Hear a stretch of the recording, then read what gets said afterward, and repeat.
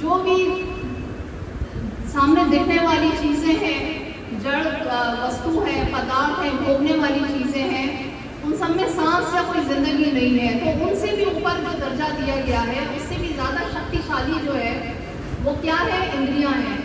ये इंद्रियां जो है वो, जैसे मैंने कहा कि नाक, हाथ, पाँव, कान, पाँव, ये सब हमारी इंद्रियां हैं और इनसे हम मुख्तलिफ तरह के काम कर रहे होते हैं। हम इनसे जो है वो अपने शरीर का पालन पोषण भी करते हैं, हम कमाने भी जाते हैं, हम इससे जो है वो खाना भी खाते हैं, बहुत सारी चीज़ें इससे कर रहे होते हैं, देखते हैं, जाते हैं, सुनते हैं, बहुत सारे इसके फंक्शन होते हैं।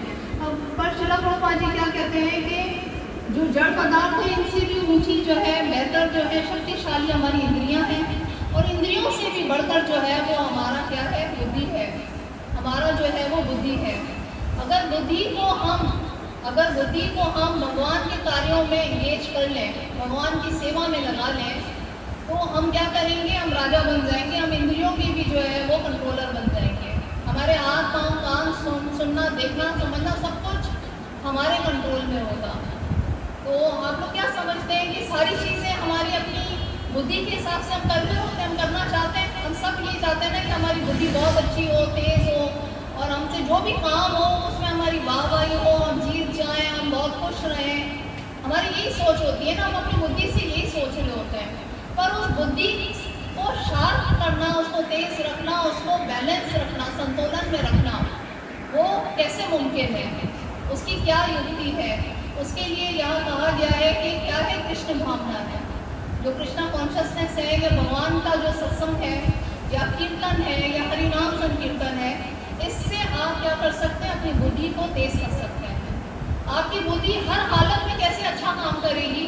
अगर आप माला जाप करते रहें, अगर आप भगवत गीता का पाठ करें, अगर आप साधु संग में रहेंगे, तो निश्चित बात है कि ज़रूर आपकी बुद्धि जो है वो तमोगुण और रजोगुण से ऊपर रहेगी।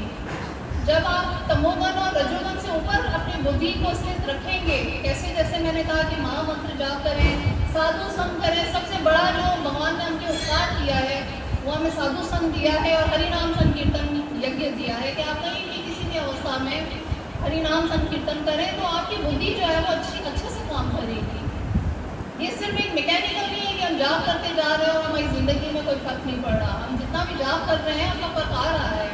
चैतन्य महाप्रभु से किसी भक्त ने पूछा था कि वैष्णव कौन है, तो उन्होंने क्या कहा था?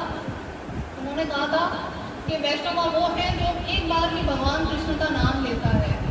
फिर किसी और ने, फिर और भक्त आए उनके पास, मिश्रा जी और बाकी लोग आए, तो उन्होंने फिर अगेन पूछा चैतन्य महाप्रभु से कि वैष्णव कौन है, भक्त कौन है? तो चैतन्य महाप्रभु ने क्या जवाब दिया? जो रटन करे कृष्ण कृष्ण नाम का, वो वैष्णव है। अगेन कुछ देर के बाद फिर से उनके पास भक्तजन आए और अगेन उनसे तीसरी बार सवाल किया गया कि वैष्णव कौन है, भक्त कौन है?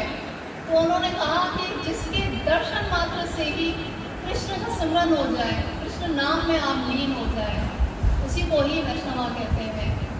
तो ये वाला जो प्रोसेस